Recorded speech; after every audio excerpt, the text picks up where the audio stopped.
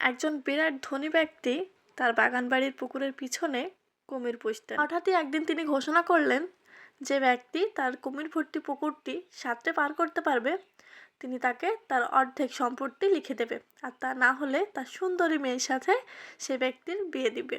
কথাটি শেষ না হতেই ঝপাং করে একটা শব্দ। সবাই অবাক হয়ে তাকিয়ে দেখলো একটা লোক প্রাণপণে সাঁতরাচ্ছে আর তার পিছনে 3টা কুমির তাড়া করছে। সবাই পাড় থেকে লোকটাকে অজস্র সাহস জুগিয়ে যাচ্ছে। লোকটা অবশ্য ভালোই সাঁতার কাটে, তার উপরে আবার পিছনে কুমির, তার প্রাণেরও একটা মায়া আছে। সে প্রাণপণে চেষ্টা করছে খুব দ্রুত সাঁতার কাটার। কোনো মতে হাঁপাতে হাঁপাতে অক্ষত অবস্থায় সে এক অন্য পাড়ে উঠল। ধনী লোকটি এগিয়ে এসে লোকটির হাত ধরে তুলে বললেন, আমি আসলে বিশ্বাস করতে পারিনি যে আমার কথা কেউ বিশ্বাস করে এভাবেই বিপজ্জনক পুকুরে ঝাঁপ দিবে। আমি ভাবতেই পারিনি কেউ এই পুকুরে ঝাঁপ দেওয়ার সাহস দেখাবে। তারপরেই ধনী লোকটি তার কথা মতো সে লোকটিকে জিজ্ঞেস করলো, তুমি কি চাও, আমার মেয়ে নাকি আমার অর্ধেক সম্পত্তি? লোকটি তখনও হাঁপাচ্ছিল। তো হাঁপাতে হাঁপাতেই লোকটি বলল, আমি আপনার মেয়েও চাই না আর আপনার সম্পত্তিও চাই না, আমি শুধু জানতে চাই কোন ব্যাটা আমাকে ধাক্কা মেরেছিল।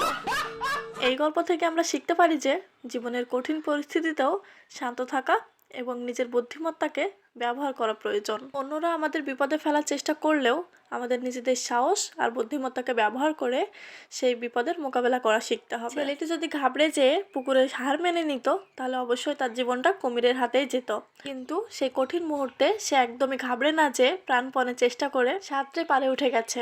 মানুষের জীবনটাও না এরকমই, প্রত্যেকটা মানুষের জীবনেই অনেক অনেক কঠিন মুহূর্ত আসে, কিন্তু সেই কঠিন মুহূর্তগুলোই হার মেনে নিলে জীবন সেখানেই শেষ হয়ে যায়। আমাদের প্রত্যেকেরই উচিত যার যার নিজের জায়গা থেকে নিজেদের কঠিন মুহূর্তগুলোর মোকাবেলা করা। সবার পরিস্থিতি হয়তো এক হয় না, কিন্তু নিজ নিজ জায়গা থেকে তার পরিস্থিতি সে অবশ্যই বোঝে। নিজের পরিস্থিতি মোকাবেলা করার মতো জ্ঞান অর্জন করতে হবে। যাই হোক, ছোট্ট একটা গল্প পড়লাম। আর আজকে আমি সকালের জন্য নাস্তা বানাচ্ছিলাম। সকালের নাস্তায় রোজই আমাদের রুটি থাকে আর সাথে কোনো একটা ভাজি বা তরকারি থাকে। তো আজকে রুটি বানাচ্ছিলাম আর সাথে পেঁয়াজের কলি ভাজি। আমি খুব একটা ভালো রুটি বানাতে পারি না, রুটি বানানো কাজটা আমার একদমই ভালো লাগে না, কিন্তু রোজ বানাতে হয়। সকালে উঠেই ফার্স্টে রুটি বানাই। আগে তো ঠিক মতো রুটি গোলই করতে পারতাম না, আর গোল করতে পারলেও ফুলতোই না, পুড়িয়ে ফেলতাম বা কিছু একটা সমস্যা ঠিকই হতো রুটিতে। তো এখন টুকটাক পারি, তবে আমার এখনও খুব একটা ভালোই লাগে না। তো রান্না বান্না করতে যতটা না বেশি ভালো লাগে, রুটি বানাতে ঠিক ততটাই বিরক্ত লাগে। কিন্তু কি আর করার, যেহেতু বাড়ির সবাই রুটি পছন্দ করে তো রোজ আমাকে রুটি বানাতেই হয়। সকালের নাস্তায় রুটি তরকারি না থাকলে আমারও যেন খুব একটা ভালো লাগে না, তাই নিজের জন্য হলেও বানাতে হয়। তো এই ছিল আজকের ভিডিও ভালো লাগলে অবশ্যই একটা লাইক কমেন্ট শেয়ার করবেন, আর রোজ রোজ আমার ভিডিও দেখতে চাইলে অবশ্যই একটা ফলো দিয়ে রাখবেন।